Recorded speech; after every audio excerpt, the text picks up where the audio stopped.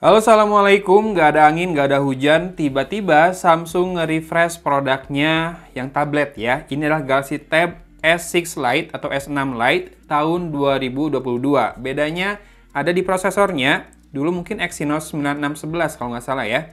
Sekarang udah pakai Snapdragon 720G. Ya benar, kalau pakai Snapdragon 720G artinya tablet ini punya konektivitas seluler dan 4G ya. Nah, ini harganya secara resmi mungkin harganya itu di 6299. Itu harga di official store-nya Samsung di Tokopedia. Kalau di samsung.com katanya kamu bisa dapetin ini ya, kalau beli dapetin Galaxy Buds Live. Harusnya sih di Tokopedia juga sama aja karena nanti klaim Buds Live-nya itu di aplikasi Samsung Gift Indonesia. Ini saya beli lebih murah 500.000, tapi menurut seller ini nggak dapat Buds Live. Ya udahlah, daripada nanti bingung malah harus jual Buds Live-nya, mending yang lebih murah aja ya. Kalau kamu tertarik juga, nanti linknya ada di deskripsi video ini. Nih, ini ada emailnya satu, artinya slot untuk SIM card-nya hanya satu ya, single SIM. Kemudian ini RAM-nya 4GB dan storage-nya 128GB, serta warna yang saya beli adalah Angora Blue. Ada warna pink sama hitam juga ya, hitam atau grey mungkin. Dan ya ini support S Pen, itu yang membuat saya tertarik untuk meminangnya. Yep. Seperti ini kemasannya dan dapat ini bundling perdana XL. Mari kita unbox tablet barunya Samsung ini. Oke, kita kesampingkan dulu tabletnya, ada stiker IMEI, kemudian dapat kabel charging USB Type A ke Type C ya. Nah, ini adalah chargernya. Chargernya sendiri outputnya adalah kecil, 7,8 watt, 5 volt, 1,55 ampere. Kecil aja ya si chargernya. Dan di sini ada SIM tray ejector di sebuah partisi yang juga berisi sepertinya buku ini ya, manual dan juga kartu garansi. Ya, dua bahasa, panduan singkat dan quick start guide. Kartu garansinya seperti biasa ada di yang bahasa Indonesia ya. Sama sekalian daftar service centernya yang banyak. Kemudian, ini dia isi terakhir di dalam paket penjualannya, S Pen-nya. Ya, habis ya. S Pen-nya kayaknya ngikutin warna body dari tabletnya nih, which is good. Nempel, ada magnetnya nih.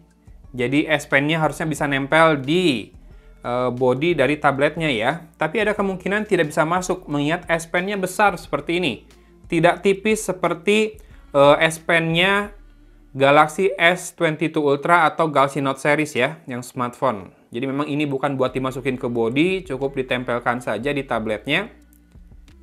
Kalau buat chargingnya gimana dong? Apakah pakai induksi magnetik juga chargingnya ya?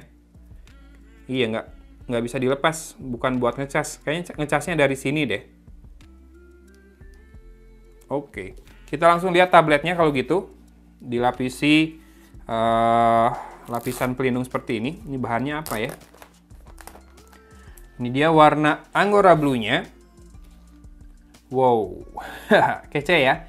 Kayak mint sedikit, kayak biru neon. Dan di sisi belakang ada kameranya.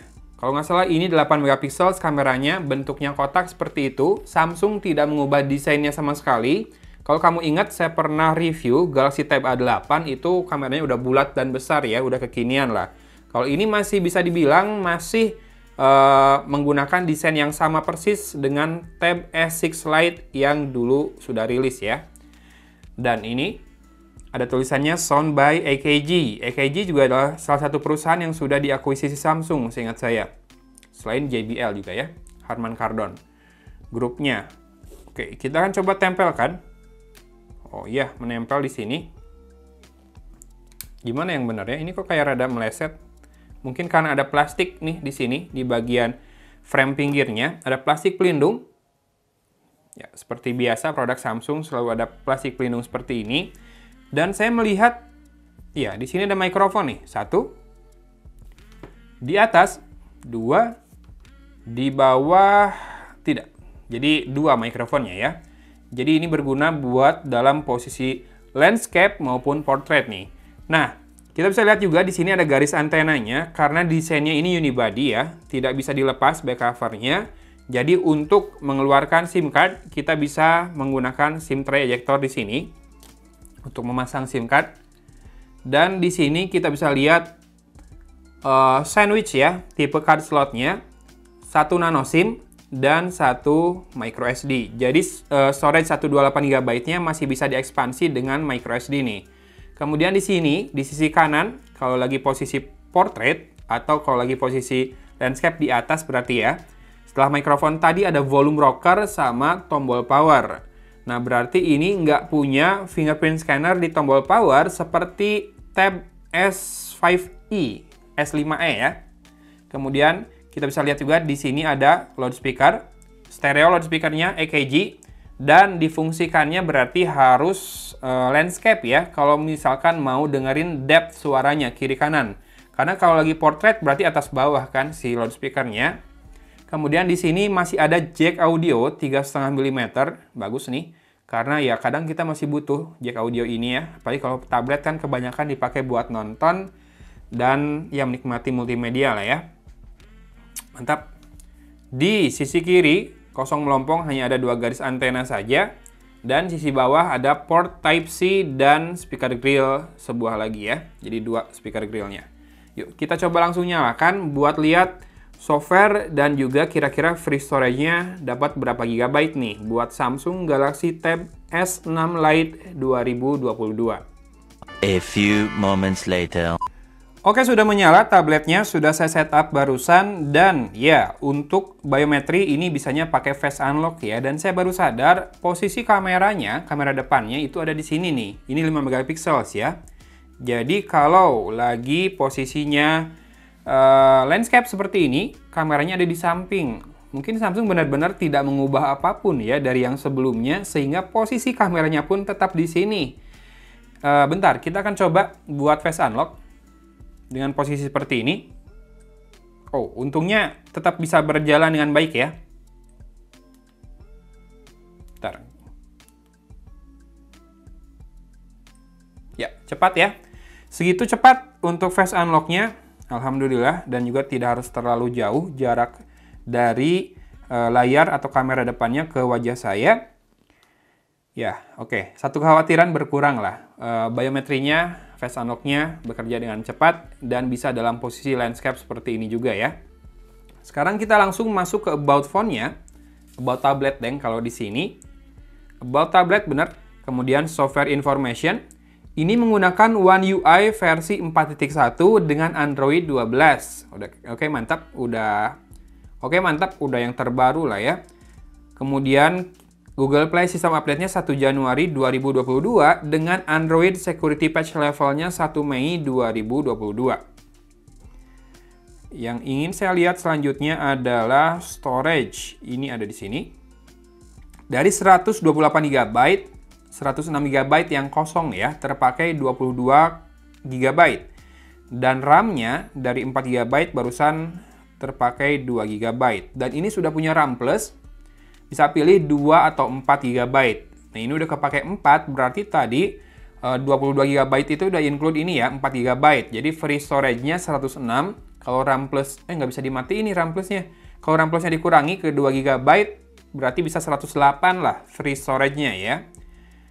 Oke, tambah RAM Plus 4 GB, oke buat saya 2 GB ya udah cukup sebetulnya ya. Karena di tablet saya juga nggak multitasker berat, nggak banyak-banyak buka aplikasi, biasanya streaming, nonton YouTube, atau ya sambil ngetik, sambil dengerin musik, atau sambil nonton. Paling 2, paling banyak 3 sama balas WhatsApp atau sosmed. Selain itu jarang sih yang benar-benar multitasking kayak di laptop ya. Oke, kemudian apa lagi yang mau kita lihat? Kamera. Ini kameranya, portrait, foto, video, dan more. Untuk video, kamera belakang kan resolusi fotonya 8 megapiksel ya. Dia bisa rekam sampai Full HD 30 fps. Untuk kamera depan, kalau nggak salah resolusi kameranya 5 megapiksel saja dan sama, Full HD 30 fps. Nah, untuk perekaman video kamera depan, menurut saya segini terlalu sempit sudutnya. Ya, terlalu sempit sudutnya dari jarak sekitar 30 atau ya 30-40 cm. Muka saya penuh banget. Dan ya karena di samping ya kurang lebih kayak gini nih. Kalau Saya menghadap lurus banget ke arah layar, muka saya ada di sisi sebelah kanan, seperti itu. Kemudian kita mau lihat lagi mode lainnya ya. Bentar, kalau foto kamera depan ya lebih wide ya. Karena rasionya 4:3 kalau foto, kalau video 16:9 tadi. Portrait bisa depan belakang, mantap. Kemudian terakhir kita lihat menu lengkapnya. Oh, rada lambat nih. Pindah menu kamera depan ke belakang.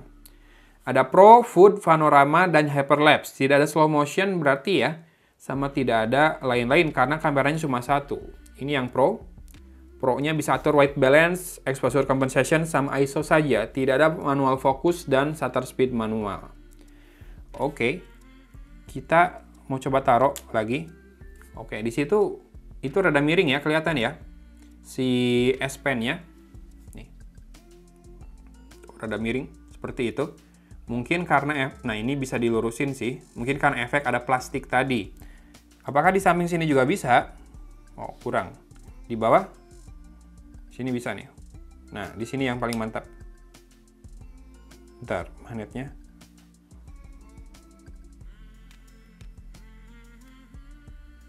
Kalau di bawah sini malah rada-rada sering meleset tuh. Kayak ke belakang gitu.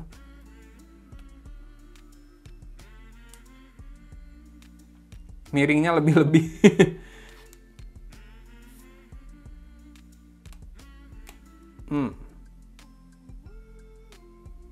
Iya tuh.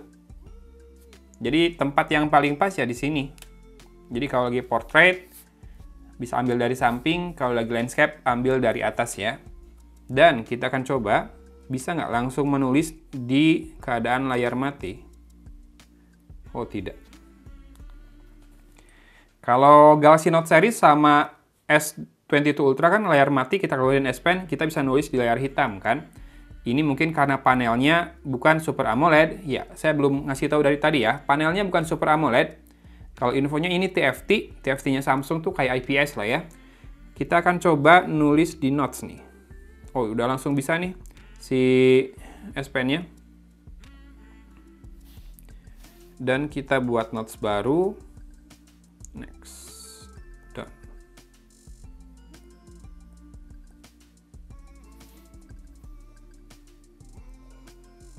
Ada suara kayak gesek kertasnya gitu. Ini layarnya tanpa screen protector ya, bawaannya tidak dapat. Oh iya.